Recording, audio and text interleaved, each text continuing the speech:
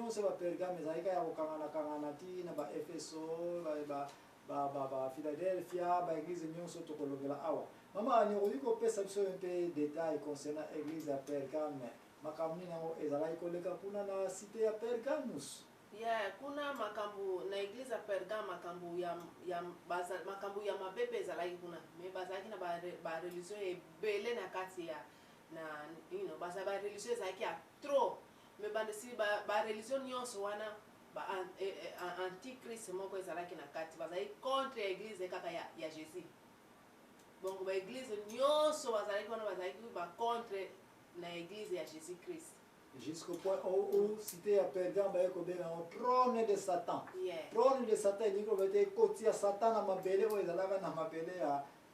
Pergame, n'est-ce pas? Les places où ils allaient ville moko plein de kits, c'est-à-dire que bah il y a trop bah kits c'est y a trop na bah pour ça la bas les allaient y a trop donc bah puissance de politique peut ils allaient y a trop donc so ni moko makaka neti na politique olingo koma soki olingo koma bien osio so kaka olingo koma mokonzi oke kuna gloire oke kozwa ba puissance na kuna kaka ozwa okoma mokonzi yango donc baza ko sala ba idolâtrie ba cérémonie makambo nyonso mabe ba yango ka bazaki nango na donc donc Jésus nde amonaki teme elekaki makambo elekaki mabe mingi nde aya komona ke faut ajuger bango po atia mbeli kati na église wa mbeli na ye akotia mbeli o ezake ekoya kokombola même mbeli wana ya kokombola pe ekoyi pe koya ko changer yo ozomona même si ozako sala mabe adresser wana na mbeli na ye wana e changer yo donc nza Jésus alobaki na koya na mbeli na nga wana mbeli na nga wana ya kokombola mabe nyonso mais mususu pe oleke elongoli mabe nyonso me obongwani okomi kosala sikoyo malamu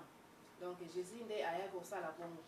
Bien mama ani est-ce que oyi koyebisa biso baproblème nini oyo eyekomona na kati na mokanda apocalypse oyo emoleseli yohane amonaki po ete oyebisa biso Jésus sikoyo mbeba nini to mabe nini akangi na église oyo ya Pergame.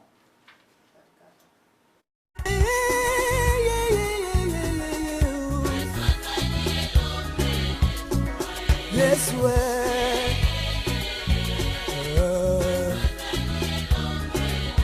Yesu nanga yo papa mawe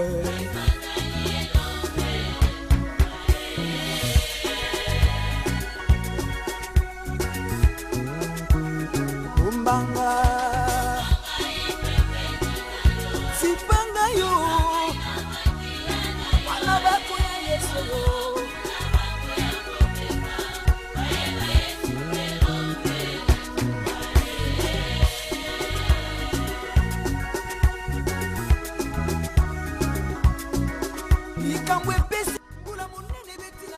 ndenge tozali koloba awa ete mama ani continue koyebisa biso nini yango oyebi concernant baproblème oyo ezalaki na kati ya église ya Pergame oyo koleso amonaki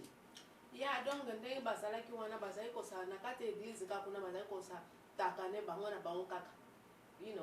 bamona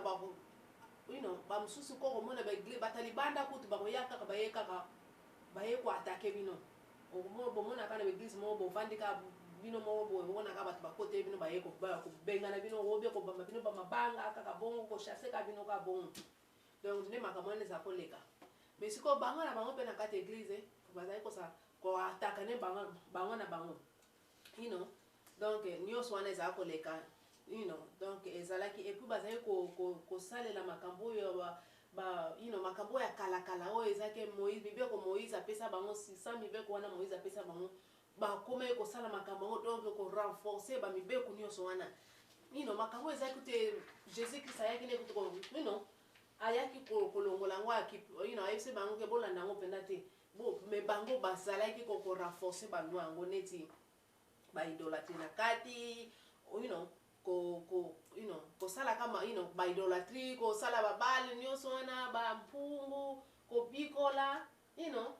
mosusu ovandaki na yo ozalaki no na semokende na église mpona nini bayonge bakameneki ndoki mpona nini kobikola wana ozalaki nano na esengo na église oke na église tanga uzonga ndako uzongi na maoko na nini o baka mene kindoki na bandoki oyo kutu bayebi na bango te elingi koloba nini donc babiloko ndenge wana ezalaka ya trop bimpanganza nyonso wana donc bazala kosala yango ya trop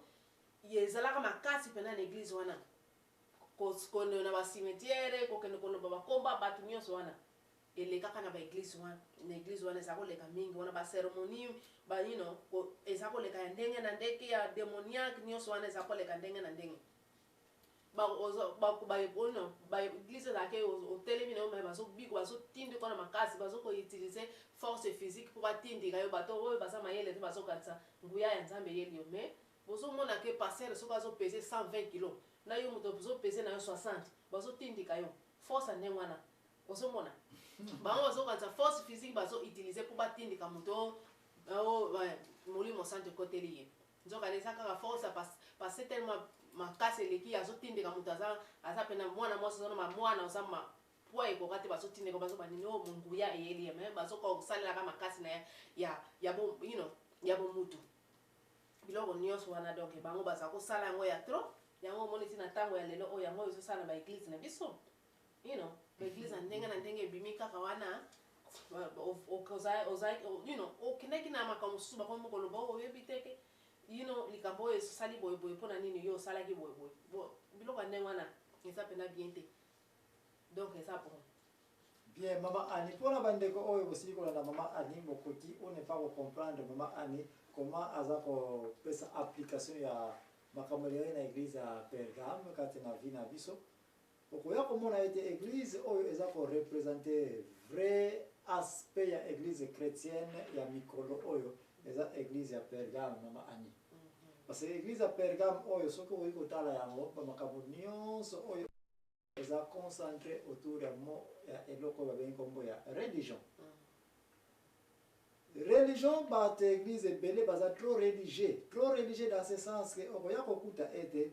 bango na bango na kati église ya Pergame mama Annie ndenge osili koloba yango tikana ti yango mpe clair na bandeko oyo balingi kocomprendre qu'est-ce que toza kolinga koloba awa to molimo nini alingaki koloba epai ya Jean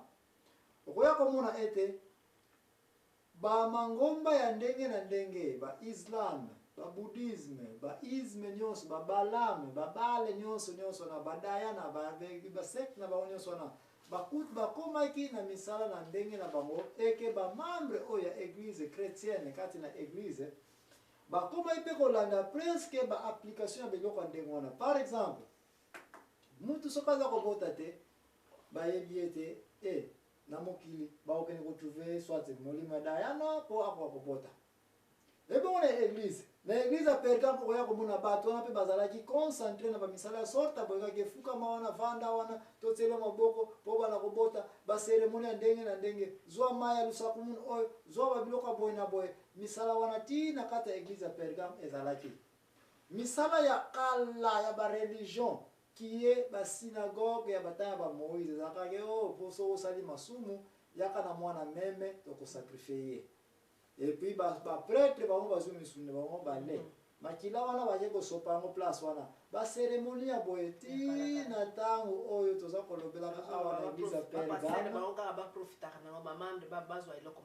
na église ya Pergame misala oyo ya ntan ya Moïse mpe emonanaki ndenge olobi bamibeko ya Moïse ezalaki kaka 10 commandement azwaki te bana Israel etanga bible mikanda balevitiko nyonso kuna okoya kokuta ete bazalaki na bamibeko ebele mwasi bakangi na mobali baboma yo mwasi soki akufeli mobali biloko wana ifo kende epai ya bapetit frère bandeko ya mwasi bana basi baza kutu na place te